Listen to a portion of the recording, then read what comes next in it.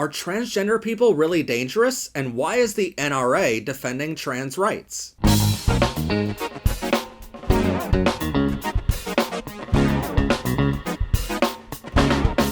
Be sure to get your copy of Red Hats, a pocket guidebook listing over 1,000 companies that support the convicted felon Donald Trump. Get yours now, along with hats, stickers, and pins to protest fascism in America. It's all available now at ProfessorPride.com. On the morning of August 27, 2025, a person entered the Annunciation Catholic Church in Minnesota and opened fire, ending the lives of 2 children ages 8 and 10. They also injured 21 others before the shooter ended their own life just 2 minutes after the incident began. If you're not from the United States, you likely don't know how the story usually goes right after a school shooting because your country doesn't have the same problems. But for us Americans, we've had 309 mass shootings so far this year, which is actually the lowest number of mass shootings we've had since 2018. For the record, we've had over 600 each year in the 2020s. But sure, keep listening to the people who say we have the greatest country on earth. Anyway, what happens each and every time is both sides, Republicans and Democrats, will immediately start searching the internet for anything they can find on the shooter. Both sides have a race to find a literal smoking gun to see if they can prove it was the other side's fault. With everyone pointing fingers and sprinkling in a healthy dose of thoughts and prayers, soon nothing ever gets solved. That brings us back to the shooter in Minnesota. Within hours of the attack, the FBI took down the perpetrator's YouTube channel because apparently they live streamed the entire incident online. But the other videos on their channel painted a definitive picture of what this person was capable of. In their other videos, they reportedly shared images of all of their weapons and magazines with anti-Semitic writing all over them. One message even included a threat to the convicted felon Donald Trump. All of this is routinely enough for the Secret Service or the FBI to take the person into custody. But for some reason, they reportedly never questioned them. Even when the perp reportedly shared images of the floor plan of the church they ended up going to in their video, and threatening the audience that this was the location they planned to use those weapons inside of, nothing was done. For the record, we upload all of our episodes 3 days early because it takes days for the YouTube algorithm to approve our videos for copyright, audiences, and make sure it's suitable for all advertisers. We can say curse words in our videos all we want to, but if we said the P-O-O-P word, we would get demonetized. So the algorithm is strong enough to catch us saying a P word once in a video, but somehow didn't catch someone with guns in their videos, blueprints of a building, and threats saying they were going to that building someday soon. Sorry, but I don't think the algorithm could have missed so many red flags. But while the world was finding out this was a neo-Nazi with very hateful views of all government employees, one group was diving into a very specific topic, trying desperately to prove the shooter was transgender. That terrorist group, known as Libs of TikTok, started saying that the shooter reportedly changed their name to Robin shortly before the incident. But fun fact about the terrorist group, they accept ideas for stories from a news tip email address, so if anyone were to write them an email saying whatever they wanted, they could legally say that it's been reported to us whatever they wanted. Even if they wanted, they could send themselves an email and say, it's been reported that the shooter was transgender. You should know that by actual news agencies, the shooter was later identified as someone who just legally changed their name, but would not have been identified as trans by any rational person because of what they wrote in their manifesto left behind. That didn't stop the terrorist group from blaming all trans people anyway. In the 13 days following the attack, the terrorist group Libs of TikTok shared over 353 posts claiming transgender people are to blame for all of the violence in America. For the record, that's more than 27 posts per day and more than 1 post per hour. Now, some crazy lady in California saying crazy shit to herself is somewhat innocent, but over 10% of the total US population gets their news from Twitter, and the terrorist group Libs of TikTok has over 4.3 million followers who hang on to her every word as the truth. That's not to mention this terrorist group is also good friends with Elon Musk and Donald Trump, so it came as no surprise when Trump started claiming that transgender people are dangerous. The Republicans have been looking for an excuse for decades now to arrest transgender people. A terrorist group claiming trans people are committing all the mass shootings in the country is an easy answer for them. But shortly after these 350 tweets, in just 13 days, convicted felon Donald Trump reportedly directed the Department of Justice to restrict the Second Amendment rights of transgender American citizens to possess firearms. For all of the talk of Trump saying he's not going to take your guns away, Trump literally just told the Justice Department to take our guns away based on someone's gender alone. This should frighten every American citizen to their core, and frankly, it should demand a response from Congress to impeach him immediately because he just tried to overthrow our Constitution and Bill of Rights for the millionth time. Even the National Rifle Association, known as the NRA, which has financially supported Trump in the past and backed many Republicans over the years, said in a statement, quote, "The Second Amendment isn't up for debate. The NRA supports the Second Amendment rights of all law-abiding Americans to purchase, possess, and use firearms.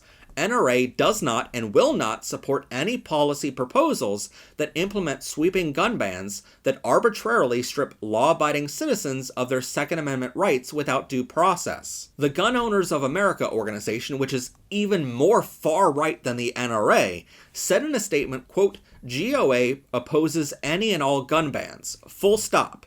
Gun Owners of America does not compromise with our support for the right of all people to keep and bear arms." I'll admit I never thought there would be a day that the NRA or any right-leaning organization stood up for the rights of transgender people, but I was happily surprised when they did. You might think the NRA is some big bad organization, and while they do some shady things on the national level that any reasonable person among us would agree are questionable at best, the local branches of the NRA actually do a lot of great work. For instance, my local chapter of the NRA offers monthly courses where my entire family got certified on how to safely maintain, hold, and fire our weapons. My entire security team goes to NRA classes all the time to refine their skills, their aim, and their training so they're more likely to act well under an active threat. We may not like the national group, but our local chapter does some great things and offers very affordable pricing. On the local level, they're not telling you to have an arsenal of weapons the size of a military base. They're teaching you how to store, maintain, and hold your weapon so no accidents happen. They're teaching you how to best use your weapon effectively and what not to do with it. They're offering suggestions and advice from years of experience, so they're not all bad. My point is, the NRA has a point here. If Trump starts taking away guns or any rights from any group of people, there is no stopping him from taking away rights from everyone else too. It makes me wonder why the NRA gave Trump an endorsement in 2024. But I like that they're putting their foot down before Trump becomes, how did J.D. Vance put it again? Oh yeah, that's right, America's Hitler. But sadly, this is just one in a long pattern of shootings that terrorist groups have blamed on transgender people. You might have seen this tweet from one terrorist group claiming it's an epidemic. So let's go through this list, shall we? We've already discussed the Minnesota church shooter was not trans, according to their manifesto. The Republican Party firebombing incident that they appear to be referencing here happened in New Mexico, and it was committed by a 40-year-old cisgender man. There was an incident where a 19-year-old trans person was accused of throwing a Molotov at a Tesla dealership in Kansas, but their trial isn't scheduled until August 2026, so we cannot say that they were convicted of it yet. And even still, they didn't firebomb a Republican Party building, unless you want to call a Tesla dealership a Republican Party building now. The Nashville shooting they're referring to happened in March 2023. Just after the attack, a policeman randomly on the street said he believed the suspect was transgender, but there was never any confirmation of this by any actual authorities, by any real news agencies, or any of their family. So at best, this is questionable. The Colorado Tesla arsonist was reportedly a transgender woman, according to multiple credible sources, but no one was injured. Frankly, they were just spray painting the word Nazi on a Tesla sign, which, considering their current CEO is probably a Nazi, it could be argued this was just trying to ensure Tesla wasn't accused of false advertising. They were just trying to help Elon. The Colorado Springs shooter was not non-binary. After a man entered Club Q, a gay bar in town, and killed 5 people, he was charged with federal hate crime charges. In order to get out of those charges, he claimed in court to be non-binary. So obviously, he could not have committed a hate crime against his own community, right? However, there was no evidence of him ever mentioning he was non-binary to anyone before these charges were filed. Even the court saw right through this lie, and he later pled guilty to 50 federal hate crime charges. The shooter in Aberdeen, Maryland was a transgender woman who killed 4 people, who seems to have just hated her coworkers in a Rite Aid store. The Denver school shooter is an egregious misrepresentation of facts. There was actually a group of 2 friends who committed the act together, not one kid as this tweet implies. Combined, they only killed 1 person, which means they would not qualify as mass shooters by mainstream definition of having 4 total victims. To be fair, there were 8 other people injured, but not by the shooters. See, a security guard working at the school, the good guy with a gun, reportedly shot 8 people while trying to take down 2 perpetrators. The 17-year-old that Libs at TikTok is referring to here has pled guilty with a statement saying, quote, "I don't want a lighter sentence," and they admitted under oath that the only reason they committed the act was because they were bullied relentlessly by that one victim for being transgender.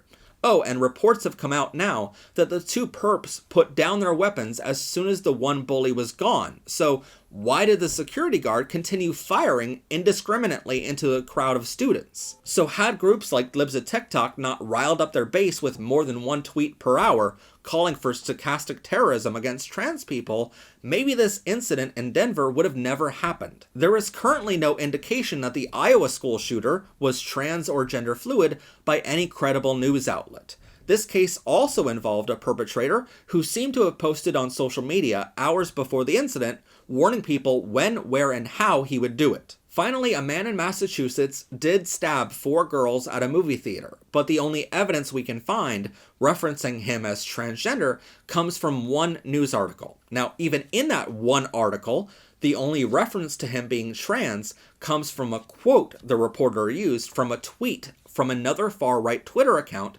similar to Libs at TikTok, where that person claims the man was transgender. No one else can confirm he was transgender outside of quoting tweets from random people on right-wing social media sites like Twitter. So out of the 9 incidents listed on this terrorist page, 6 of them are not LGBTQ perpetrators. In fact, if you include Club Q in there in Colorado Springs, there's more LGBTQ victims listed here than perps. But only 3 of these incidents were committed by a transgender individual. One of those 3 is someone who said they only did it because they were bullied for being trans. To recap, out of the 5,226 mass shootings in the United States in the past decade, only 1 of those was committed by a transgender person. This was the incident in Aberdeen, Maryland. The other 2 incidents on this list are for vandalism at a Tesla dealership where no one was hurt, and the 3rd was at a school where 2 friends killed 1 bully, meaning it would not classify as a mass shooting on this list of 5,000. This means only 0.00019% of mass shootings in America are from transgender people.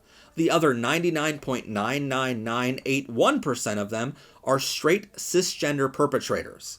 But of course, these terror groups like Libs at TikTok and convicted felons like Donald Trump want to focus on the less than 1% of the problem instead of the other 99%. There is one common theme we found in our extensive research for this piece, and we've actually already told you about it.